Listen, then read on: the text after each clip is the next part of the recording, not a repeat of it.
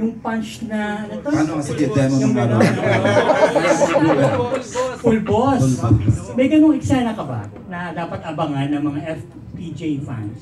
Ayun, sabi nga po ni Tita Susan, hindi dapat ikumpara ang isang...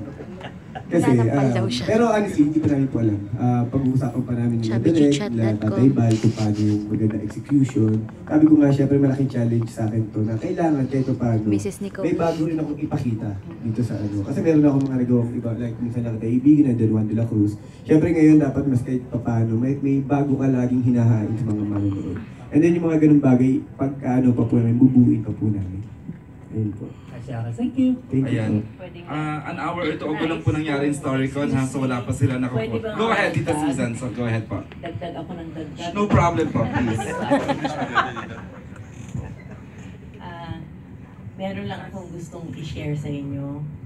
Kami pong mga artista, we draw inspiration or our performance greatly depends on the screenplay and our fellow actors. We are so blessed that we have a cast that we know will help one another to do our best in our performance. Katulad din ng nabanggit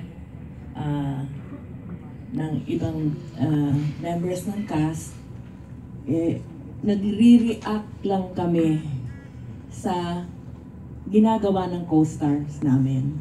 Kung hindi magiging, hindi mararamdaman, hindi magiging makatotohanan ang performance namin.